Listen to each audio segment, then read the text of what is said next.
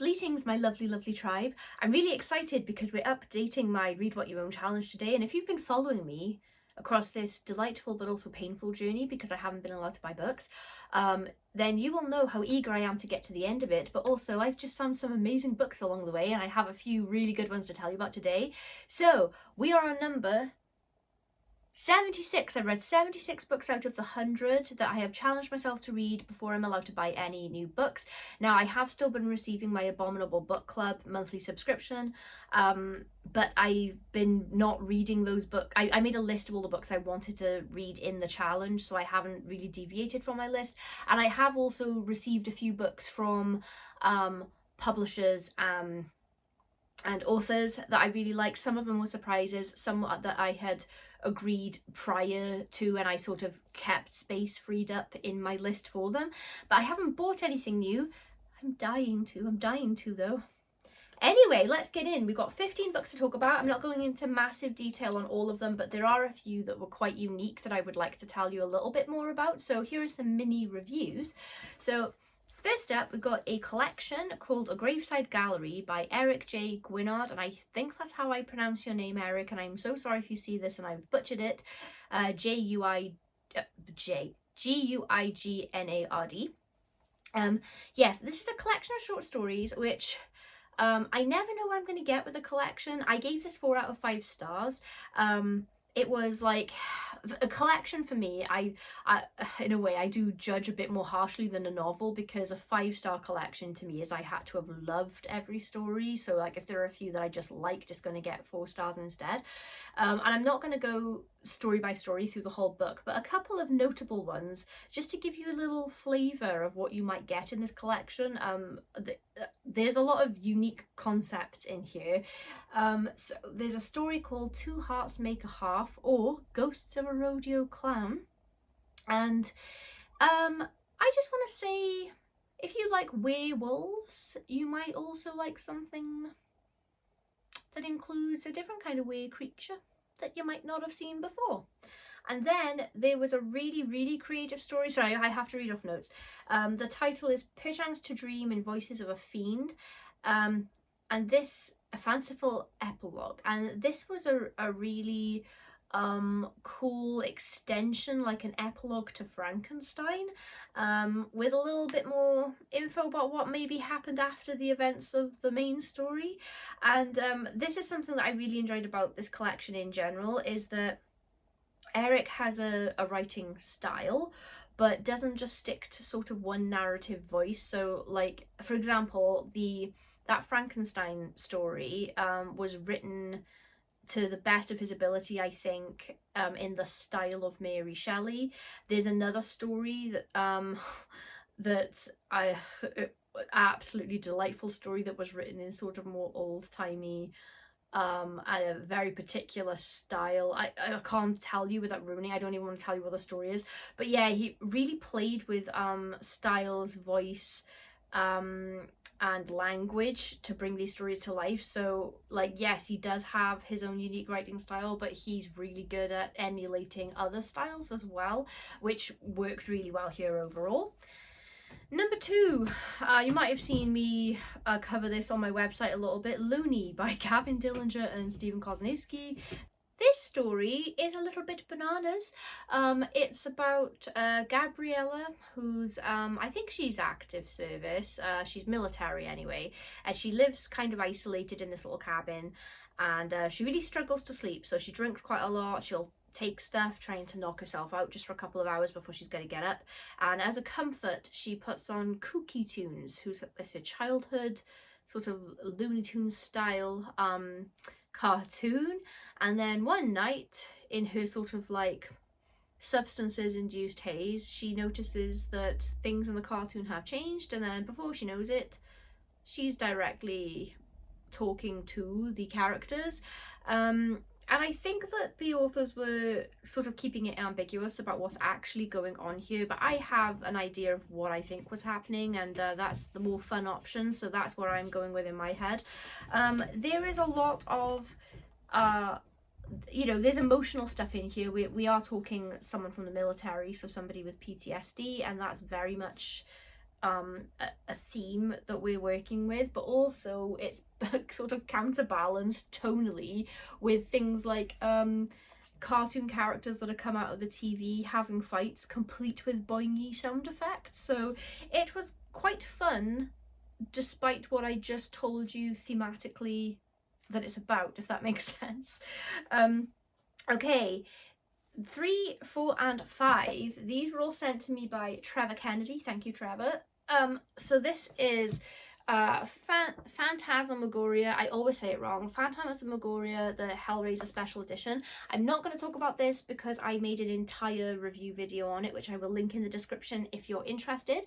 But this is a non-fiction magazine that has fiction pieces in the back as well, and it's interviews, feature pieces, and you know, photos and stills from the film and everything, and so this was just an absolutely glorious special edition episode where everything in here, we've got, you know, between 300 and 400 pages of just Hellraiser goodness. And then I also had the horror, fantasy and sci-fi cover, the Eastercon 2025 souvenir issue. Now this issue is covering horror and sci-fi and fantasy of an Irish origins or influences, and it was really, really interesting because again, we've got interviews, feature pieces, and we've got sort of like portfolio stuff with art. I'm trying to flick through to find something really, because there was bloody beautiful artwork in here. So yeah, people you know, artwork from people who illustrate stuff, and it was just a really fascinating issue because there was a lot of Irish influence in the horror that I like that I didn't know was from Irish folklore or previous Irish works that have been drawn on, and also a lot of the works are directly Irish that I like, and I didn't know that the creators were from Ireland. I'm really bad at that. I never really know anything about the actual author when I read something. I just know that I really like the story. So this was educational as well as highly entertaining, and there's loads of really great short fiction pieces in the back. Oh gosh, there's so many contributors here. So if you enjoy a blend of non-fiction and fiction, complete with really detailed interviews and stuff, and if you're a fan of genre stuff, this is such a great magazine, and I really, really enjoyed that. It was such a good time. I did like the Hellraiser one more, but that's because as time has gone on, I've become a bigger and bigger Hellraiser fan. And then I also had, so initially I've shown you this when it arrived, but I haven't reviewed it yet. So the Alchemy Press Book of the Dead 2024. Now when I mentioned this before, because it's called Book of the Dead and it's edited by Stephen Jones, who I know for editing zombie anthologies and stuff, I assumed that this was zombies because of the title and because of the editor.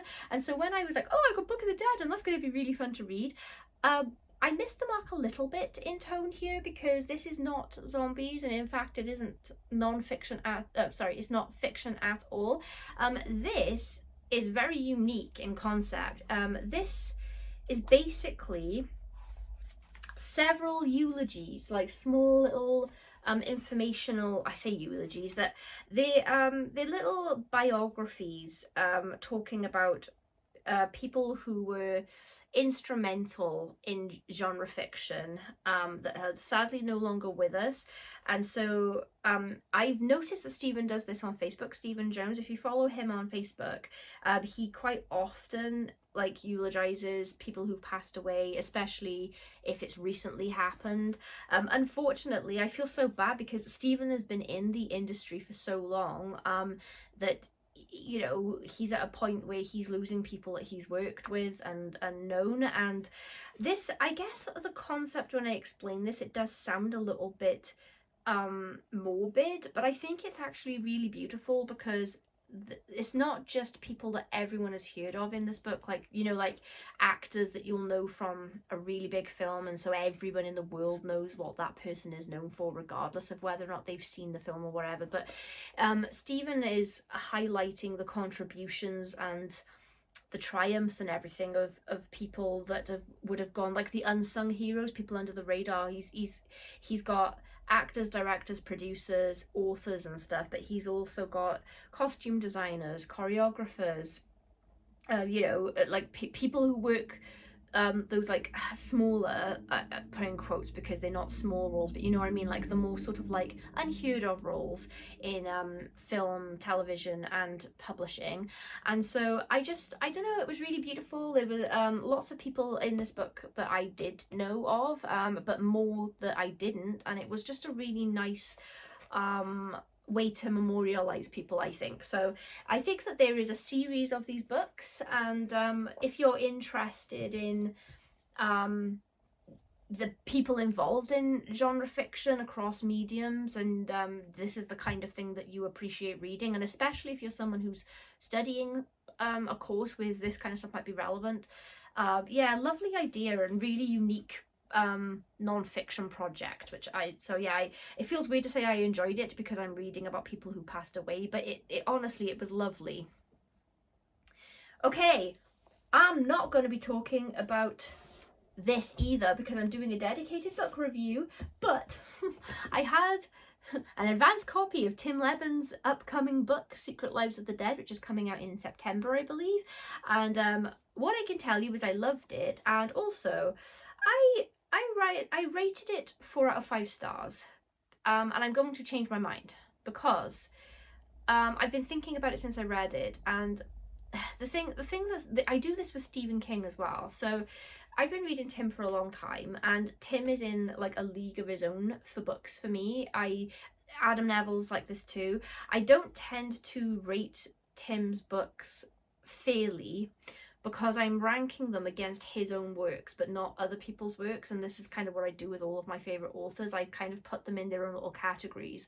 So I'm like, like for example, I love The Silence. The Silence is a 5-star book, a 10-star book out of 5 for me, and I didn't like this as much as The Silence, so I gave it 4, but in hindsight it's a 5-star book. It's a 5-star book. It's one of the books I've enjoyed the most this year so far, so I'm going to change that in my written review. But anyway, this is about 3 friends. There's a couple and a friend with them that go to basically rob a derelict house. No one lives in it because they've heard there might be some cool antiques there that they could sell on or whatever, but one person in the group has an ulterior motive, and it creates a chain reaction of just terrible things.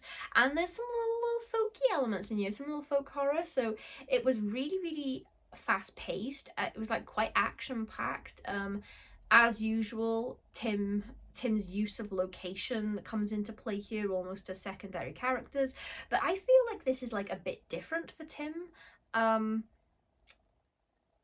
don't know why exactly. I'm gonna have to ruminate on that a bit more, but it felt different for Tim, but still his great characters and style, all the stuff I love about Tim's work is in here, but there's like an extra little something, and I don't know quite where it is, but I really enjoyed it, and it was a one sitting read for me, as per usual with Tim's books.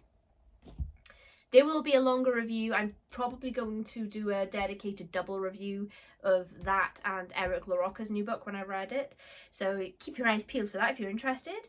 Okay, next, a saucy little number from Mark Allen Gunnels called Triangle, and this is not horror, by the way, but I like Mark, and I saw him post about wanting some reviewers for his new book, and he did tell me up front it wasn't horror, but I wanted to support him and read his stuff, and I should have. This is a case where I probably should have read the synopsis, because I am someone who, I'm already getting embarrassed. I get very bashful about any sex scenes and things like that. It's not my bag, and it's nothing to do with how it's written. I just get embarrassed. I'm a weird prude when I'm reading. And it will tell you directly on the cover that this is an erotic novel. And so there was a lot of eroticism in it, quite detailed eroticism, and that is not my personal cup of tea. However, I really enjoyed the story.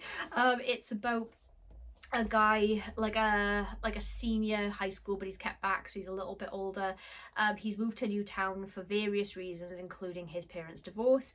He has a lot of anger, and you know, there's a lot of anger and sort of issues he has around certain things. And the next door neighbor is someone he befriends almost immediately, and this guy is about the same age. He has his own issues, and they really quickly form a sexual relationship and a friendship, but they both feel differently about it. So our the guy that's just, sorry, I can't remember anyone's names when I'm recalling books, if you've noticed, but the guy who's moved to town is very much like, oh, this is just friendship with no strings fun. The other guy has never had a sexual experience before this, so it means a lot more to him, and he just keeps thinking like, oh, if I can just get him to fall in love with me, this is all gonna work out and be a proper relationship and everything.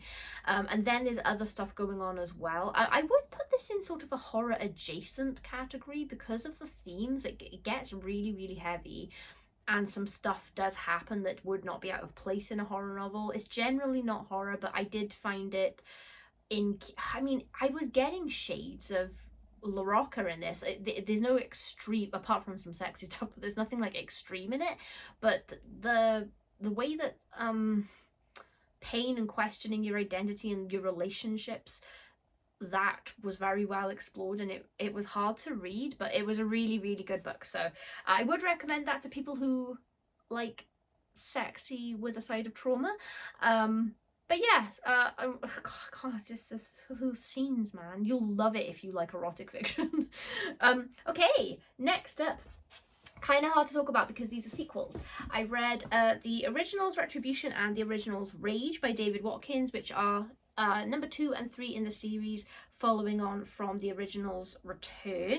These are werewolf stories, werewolf action stories I would call them. So, oh God, do I talk about them? Because spoilers, see, for the main book.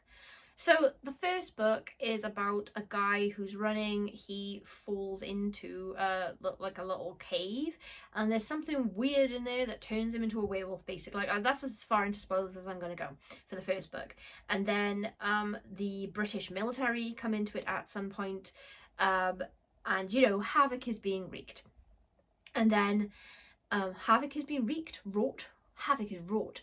And then the second book follows directly on from the first one, where I don't even want to tell you what characters are in it, because it's kind of like spoilers about who does and doesn't die in the first one.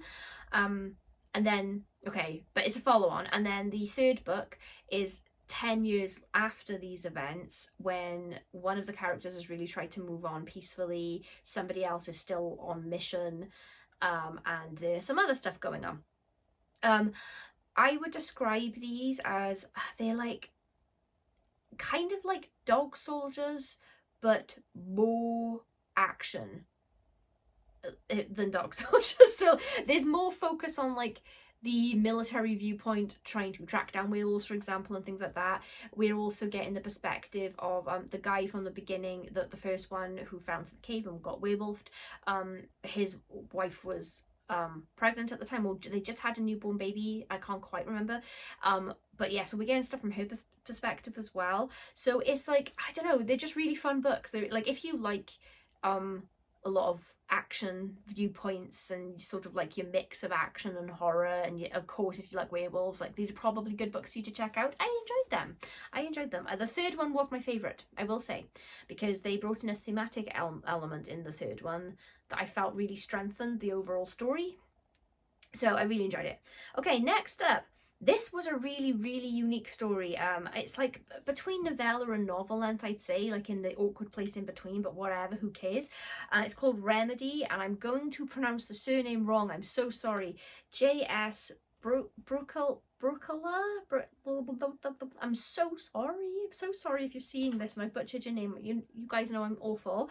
So this is such a weird and cool concept. So in the beginning 2 chapters, we've got completely different women, different lives and everything. And what happens to both of them is that they're out one day and some huge winged creature takes them, basically, and messes them up. And then when they come round, they're not dead, and they're in like their bodies, but they're not. They're in like some parallel world. They're not living their own lives, and so they're in the bodies of parallel versions of them, alternative versions in an alternative reality. And that was so interesting. I've never read anything like that, where like a creature takes you and then you wake up as if that never happened, but you know that you're in the wrong place. And obviously these people are treated by everybody else like they have they've had some sort of breakdown, or like, you know, they've got a psychological problem or something, or that, you know, whatever has caused the scars, because they are scarred from the beast attacking them, but like in the alternative world, the one of them was attacked by a dog, and so they think that's how they got the scars. So it was just so interesting. And then in this sort of like alternative reality, there is like a support group basically of people who've all had this experience, and they found each other. And I don't want to like talk too much more about that, but concept was like crazy good. Like I was, yeah, just so hooked. So that was a really enjoyable read. That was really out of the box and different. And then next up, a novel that I really enjoyed called Children of Solitude by Michael G. Williams. I talked a little bit about this in my last bookish video. This is about a guy whose mother dies. He's not sad about it. They did not get on. She was not nice, apparently. And then he goes to sort of like, you know, empty a house, and wherever they're gonna inherit the house along with his brother, who lives in another house on the property. But the house has other ideas. The house maybe doesn't want to go into the hands of somebody else, and it's got this really weird ability, the house, to sort of manipulate the people who are in close proximity to it, and it seems to be getting stronger as time goes on. There's this whole element to it that I wasn't expecting, which is one of my favorite subgenres, so I won't ruin that for you, but that comes in a bit later. But yeah, this is basically a guy. He's planning to just go there basically for a few days. He gets scared in the house and he wants out immediately. One of the neighbours, who he recognises because he's a fan of this guy's particular work, I can't remember what they called it, but it's an equivalent to OnlyFans. And so they strike up a fairly immediate relationship, and then they're kind of going through this stuff together. Yeah, it was just a really, really good, like, spooky book. I was genuinely scared of you. Like, that was a thing near the beginning. There is a genuinely scary scene, and I'm so really actually scared when I read a book that I love it when it happens. And there were a couple of times in this one where I actually got quite spooked and a little scared there. So I would recommend that if you're looking for a good horror novel.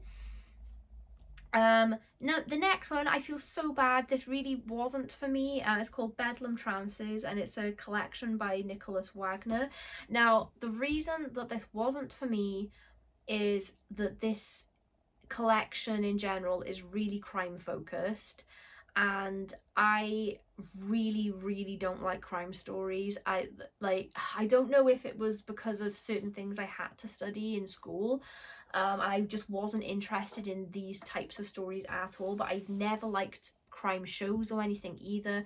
There has to be something more than crime going on for me to be invested, and there were some good horror elements and stuff, but the crime thing just killed it a bit for me. The first story is the longest in it, and that was about sort of gang members and rivalry and retaliation and stuff, and there is horror stuff in there, but I feel so bad. It's not the author's fault.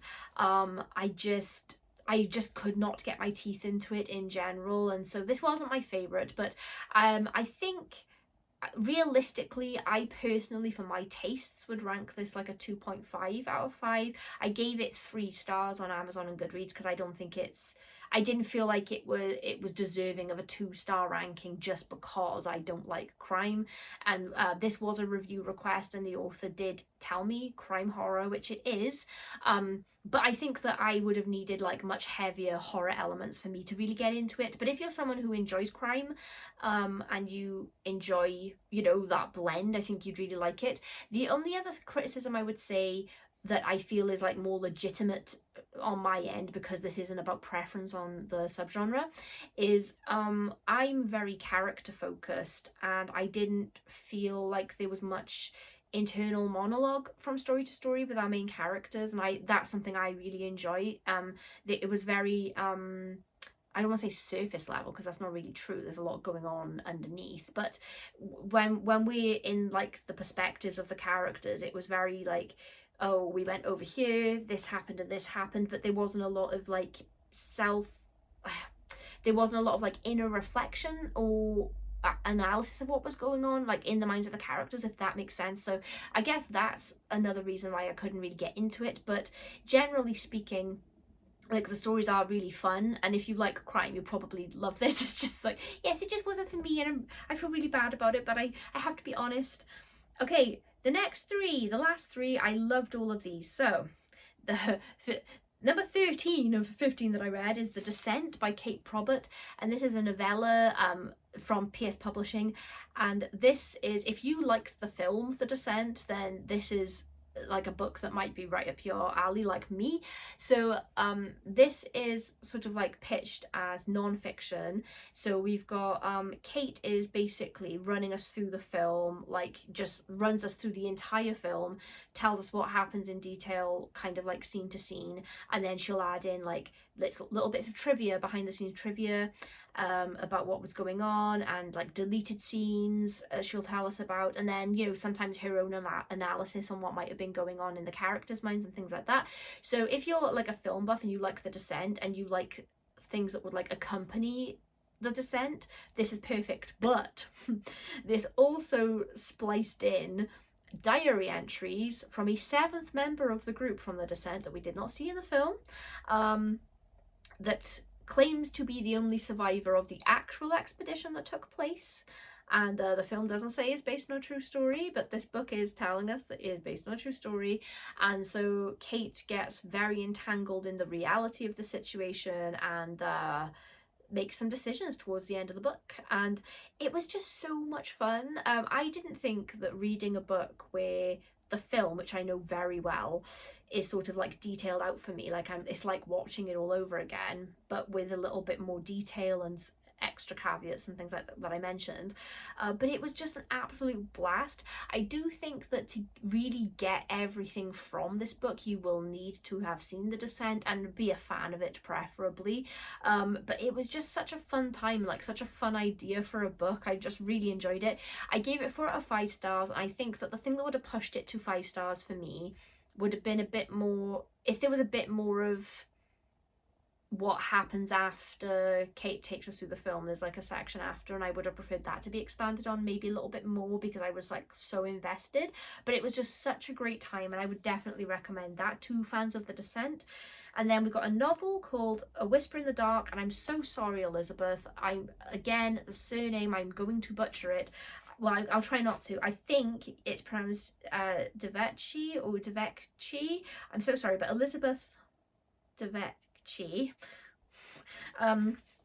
So this, oh gosh, this story, it made me a little sad in places. This is about a boy, his family's moved to, I think they've recently moved, but anyway, this boy is young, and he's getting bullied by some idiot up the street that's in school with him. He sort of befriends the kind neighbour across the way whose wife has passed away, and he's a little lonely, doesn't have kids of his own, he doesn't really have family, so he's really nice to the neighbours, and you know, he'll give their kids jobs to do for some extra money and things like that. And this boy likes hanging out by the river. He's really interested in nature. But a creepy voice speaks to him one day, and it wants him to name it. And instinctively the boy kind of knows that that's a bad idea. So there's quite a lot going on. We've got like family dynamics and the bullying thing, and I thought that what this book did really well was paint people as they are, because this kid doesn't want to tell his parents, especially his mum, about this bully, because he's afraid of how his mum is going to escalate it. And I really related to that. Like when I was a kid, I think like parents, you know, if you know your kid's being bullied, you've got to do something about it. But very often I think it's quite hard to know what to do, and from a kid's perspective, they're always worried that you're going to make it worse, and unfortunately that is quite often what happens when parents get involved. So I don't know, damned if you do, damned if you don't. If you're a parent in this scenario, I can't even imagine what it's like to try and make these decisions.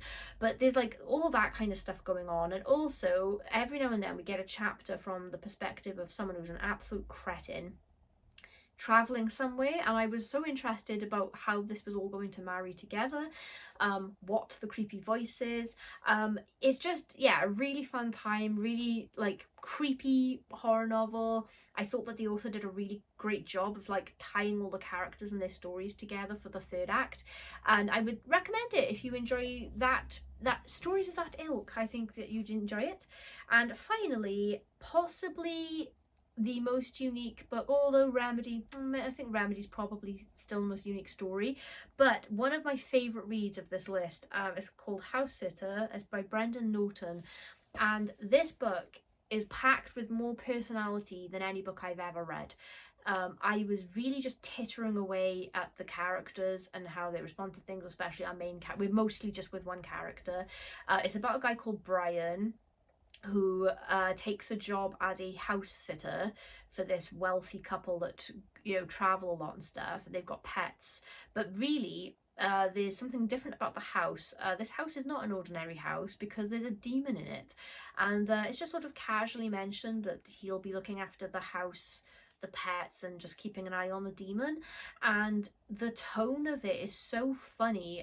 Brian is such a funny character, and what I really loved about the author's writing style is that not only are all of the characters eccentric in their own way, so they're funny to read and interesting to read, and their personalities are very strong. Like, you will never confuse one character for another. Like, they're so vividly painted. This is maybe the best and most clearly I've ever been able to see and hear characters in my mind when I'm reading, which is like no easy feat.